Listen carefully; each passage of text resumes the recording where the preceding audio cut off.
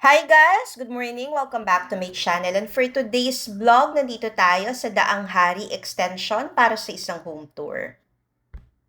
Ito yung kanyang neighborhood. Ang ating ipapakita ay isang resale property. This is the unit. Ang kanyang lot area ay 152 square meters. Meron tayong lupa sa harap, sa gilid, at sa likod. By the way, never pang natirhan ang bahay na ito. Napakaganda ng location ng property dahil nasa main road. Tanaw mo lang ang gate, napakalapit. Few steps away from the gate. And just in case may interest ka for business, pwedeng-pwede. Yung sasakyan na maroon at saka red, dala namin yan. So, hindi sila nakaharang sa daan. And this is the provision for the car garage. Ito yung iyong garden. This is a single detached property. Ito yung kanyang lupa dito sa gilid and paikot to, meron kang available na lote. Meron tayo ditong sliding doors sa gilid. Pwede ka ditong mag-dining area. Complete finish na tong bahay na to, gate tsaka fence na lang yung kulang. Ito yung kanyang side. Malaki pa yung lote mo sa gilid.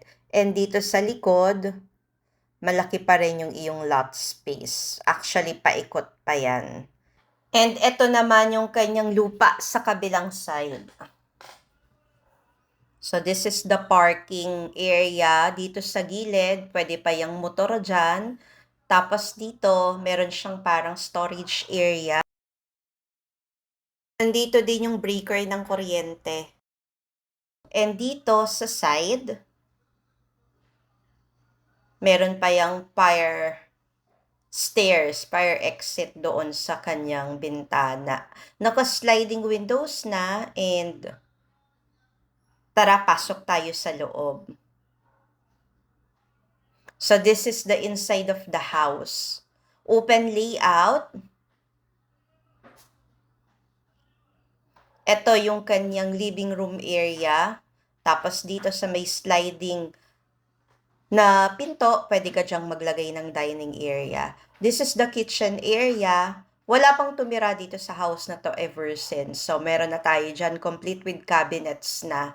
And dito, sa ibaba, meron tayong maid's room. Tapos, ito yung kanyang dirty kitchen. Malaki pa, 'di ba? Kulang lang siya ng fence, pero livable na tong bahay. Naka-tiles, naka-paint, and pwede ka pa ditong maglagay ng laundry area. Ito yung kanyang maid's room or pwede rin sigurong stock room or whatever purpose yung gusto mo.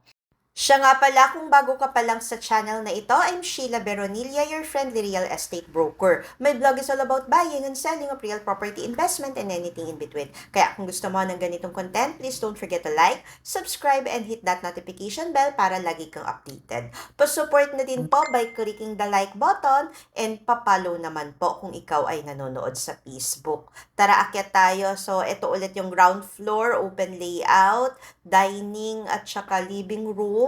Tapos dito may lot space ka sa gilid for lanay or gardening. Akyat tayo, yung stairs na sa side and liwanag inside, walang nakabukas na ilaw kasi naka-glass yung dito sa staircase na clear. Tapos wala rin nakabukas na aircon pero malamig dito sa loob ng bahay. Dito sa itaas, meron tayong 3 bedrooms, isang master with toilet and bath, tapos dalawang bedrooms, tapos may isang toilet and bath na sharing.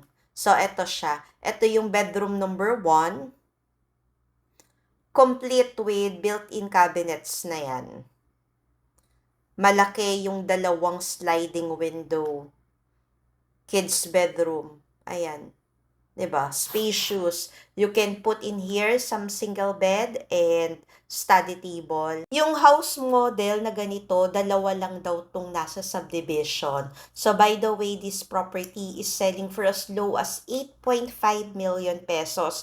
Pwedeng i-loan sa bangko, pwedeng i-loan sa Pag-ibig. Pero syempre hindi naman 100% lahat na-approve. Kailangan meron din tayong savings para doon sa discrepancy, doon sa maa-approve at saka doon sa maiiwan na amount. And syempre, meron din tayo ditong mga transfer cost. Ito yung second bedroom, yan, may lagayan na siya for aircon, tapos may built-in cabinet na din. Yung price dito sa area ng mga townhouse na end, nasa 9 million na. This one, 8.5, single, tapos complete, never natirahan. Yung area, 101% never binaha, walang history ng baha. And this is the master's bedroom. Meron din yung toilet and bath dito sa loob, tapos nakakonect siya sa big balcony. So yan, very spacious. Meron na rin tayong built-in cabinets, tapos provision for window type na aircon. This is the toilet and bath. Wala ka na talagang ipapagawa. Ikaw at ang gamit mo na lang ang kulang. So yan.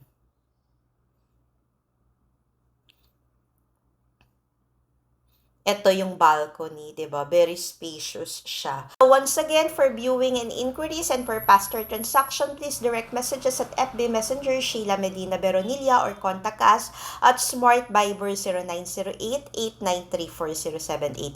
Thank you for watching and keep safe always. Bye!